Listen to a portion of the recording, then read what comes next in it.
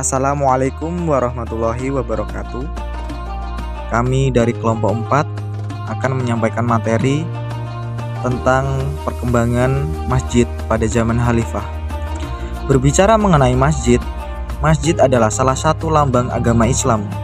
Maka, pembangunan masjid bermakna pembangunan Islam dalam suatu masyarakat. Sebaliknya, keruntuhan masjid bermakna keruntuhan Islam dalam suatu masyarakat. Pada dasarnya, Rasulullah telah menggambarkan secara jelas betapa beliau secara sungguh-sungguh telah mengajarkan agar manusia sebagai makhluk berusaha menciptakan hubungan baiknya kepada Allah Subhanahu wa Ta'ala selaku penciptanya sebagai bentuk penghambaan melalui peran ketaatan dan kepatuhan abdi kepada Allah terhadap segala tuntutan dan perintahnya. Selain itu, mewujudkan hubungan yang baik antara makhluk dengan sesamanya dalam bentuk sosial kemasyarakatan atau muamalah merupakan bagian kedua dari syiar Islam yang diamanahkan Rasulullah dalam diwujudkan melalui pembentukan masyarakat Islam atas tuntunan syariat-syariat yang ada. Dengan demikian, salah satu implementasi dari upaya yang dimaksud adalah mengoptimalkan berbagai aktivitas ibadah dan muamalah secara terus-menerus dengan memanfaatkan atau memakmurkan masjid baik sebagai pusat ibadah maupun dalam hal pembinaan umat. Berdasarkan uraian di atas, maka saatnya kita mengoptimalkan peranan masjid secara utuh, baik sebagai pusat ibadah maupun sebagai sarana pembinaan umat, serta menjaga bagaimana supaya masjid tetap berperan dalam mengembangkan nilai-nilai ukhrawi dan duniawi yang islami. Dengan demikian, dari masa ke masa, masjid mampu pula berperan sebagai pengendali perubahan sosial, budaya, masyarakatnya sesuai zamannya.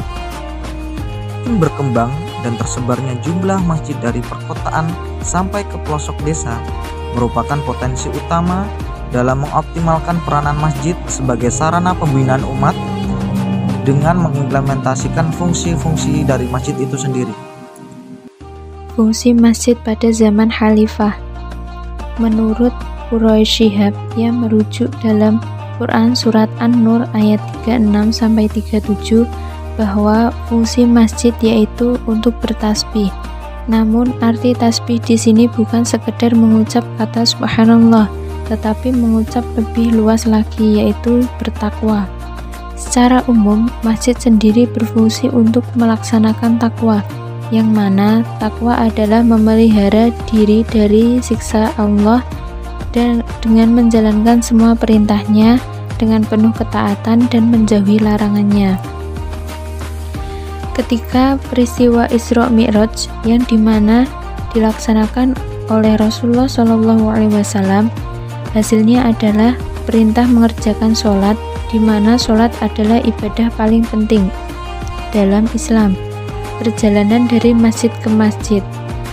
Surah Quran Surah Al-Isra ayat 1. Fungsi masjid pada zaman Khalifah yaitu tempat ibadah seperti sholat, zikir, tempat konsultasi dan komunikasi masalah ekonomi sosial budaya, tempat pendidikan, tempat santunan sosial, tempat latihan militer dan persiapan alat-alatnya, tempat pengobatan para korban perang, tempat perdamaian dan pengadilan sengketa, aula dan tempat menerima tamu, tempat menawan tahanan, dan pusat penerangan atau pembelaan agama.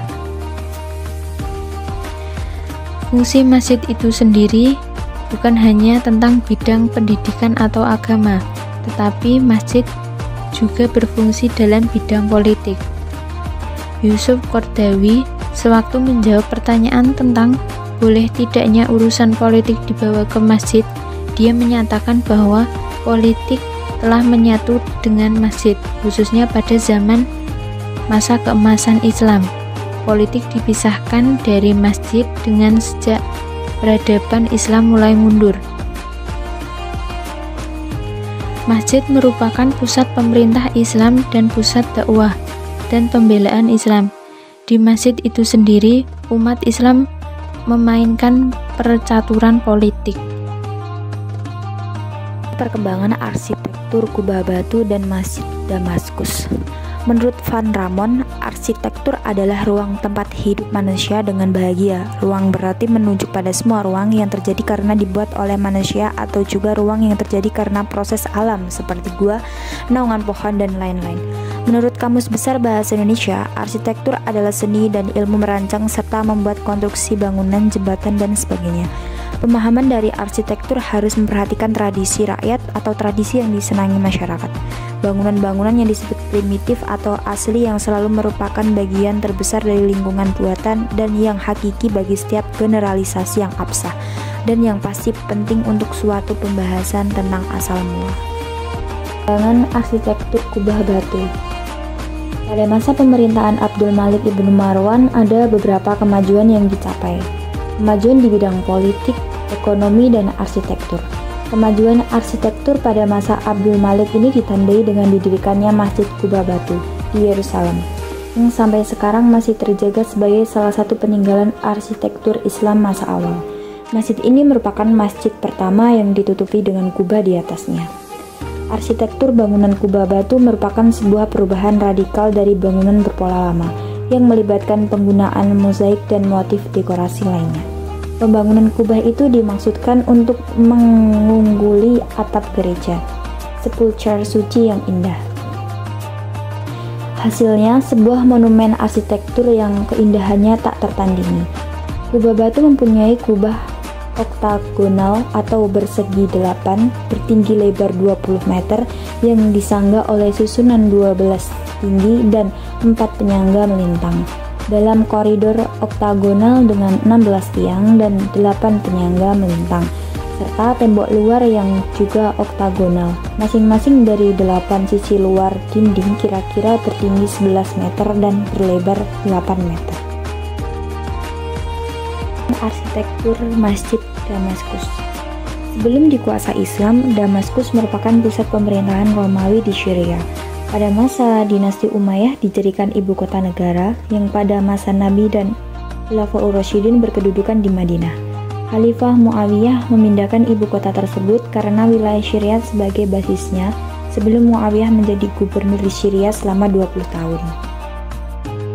Pada masa kepemimpinan Walid bin Abdul Malik memiliki beberapa kebijakan, di antaranya membangun masjid di Damaskus karena kecintaannya atau kesenangannya terhadap dunia arsitektur.